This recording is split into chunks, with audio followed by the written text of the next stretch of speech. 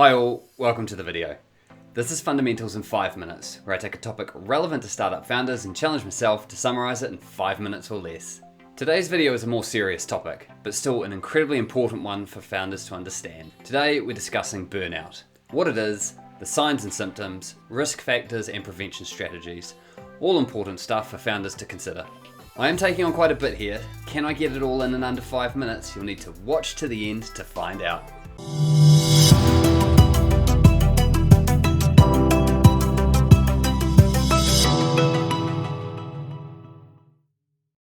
Hey, Aidan here, professional founder coach and advisor to high growth startups, helping you, the startup founder, to be better than yesterday every day. Here in these videos, the focus is on you and your business. So if this is your first time seeing one of my videos, please feel free to subscribe for more content just like this. There's lots to cover, so as always, we're going to put 5 minutes on the clock.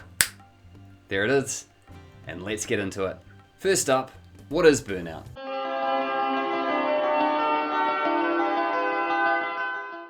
Burnout isn't officially recognised as a diagnosable medical condition, but it does have a set of generally accepted symptoms that many understand to be a valid health issue. Burnout is caused by prolonged and unmanaged workplace and lifestyle stress. It can be especially prevalent in startups due to the highly stressful nature and working environments that they induce. As such, burnout is a very important risk that founders do need to both understand and manage for themselves and their staff. And with that, we've summarised what burnout is. Now it's on to the signs and symptoms.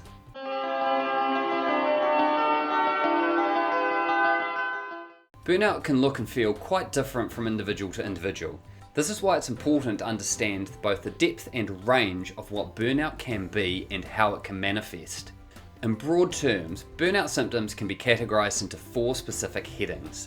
Number 1 is behavioural changes, including shortness of temper, withdrawnness from work or personal life, or anything else that would be outside of what would be classified as normal behaviour characteristics for the person in question. Number 2 are physical symptoms, which can include headaches, stomach issues, or general fatigue-like symptoms. Number 3 are emotional symptoms, including what is typically categorised as exhaustion, but also can include depression, loss of interest, or general moodiness that would be outside of what would be typical of the person in question. And number 4 are performance symptoms, which can include missing deadlines, poor quality output of work, or anything else that would be outside of what would be normal performance characteristics of the person in question. In general, if a person is showing prolonged or ongoing signs of being stressed out or depressed, then it's more than likely they're actually suffering from some degree of burnout. And that summarises the signs and symptoms that you need to be aware of when looking for burnout. Now it's time to look at the risk factors.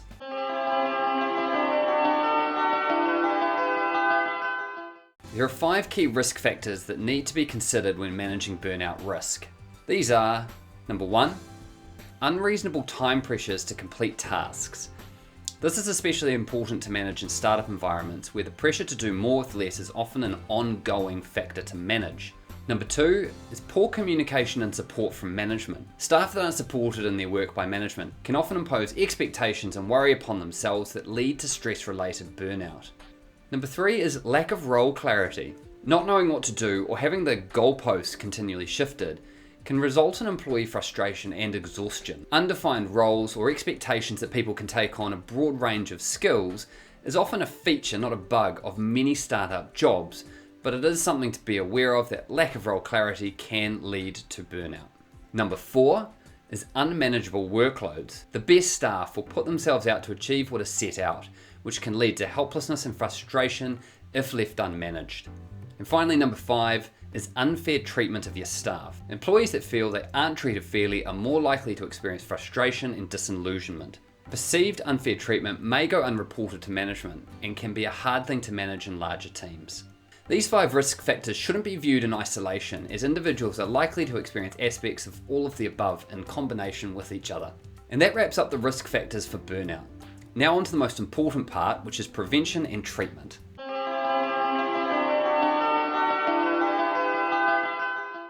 The best treatment for burnout is actually to prevent it from happening in the first place. Assessing your company for the 5 key risk factors is the first place to start when addressing staff-related burnout. If prevention isn't possible because you or someone in your team is already experiencing burnout, The good news is that it is treatable. Starting with self-care strategies can be the first port of call.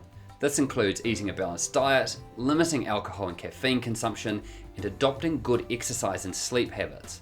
These often work really well with dealing with milder forms of burnout. If burnout is severe, then the person should seek professional medical help, and management plans to identify and resolve stress factors contributing to the burnout should also be undertaken. In most cases, dealing with organisational stresses and encouraging individual well-being is the best two-prong approach to deal with burnout, both for the individual and within an organisation. As a final word, if you or anyone you know is demonstrating any of the symptoms of burnout mentioned in this video, then confront them about it. Be kind, be empathetic, but be direct, and make sure the person knows that you have their best interests in heart when dealing with what can be quite a confronting subject. It's important we do take this approach, as burnout can lead to more serious mental health disorders, and it's worth the effort to address such issues before they snowball. The more we discuss such things in the open, the better off we will all be. And with that, we're all done. Burnout summarised in under 5 minutes. If you like this format and found this video useful, then hit the like button, and feel free to share this with any other founders that may also find it of use. And finally, if you're watching this statement, thanks for sticking around. If you're a founder and you're struggling to find good advice for you or your business, then reach out for a chat. It's my business to help, and I do this by getting to know you and your business. So if you want to understand how I can help you reach your business goals and smash them out of the park, then reach out with the link below. I look forward to hearing from you soon. Until next time, my name is Aidan, professional founder coach and advisor to high growth startups, helping you, the startup founder, to be better than yesterday, every day.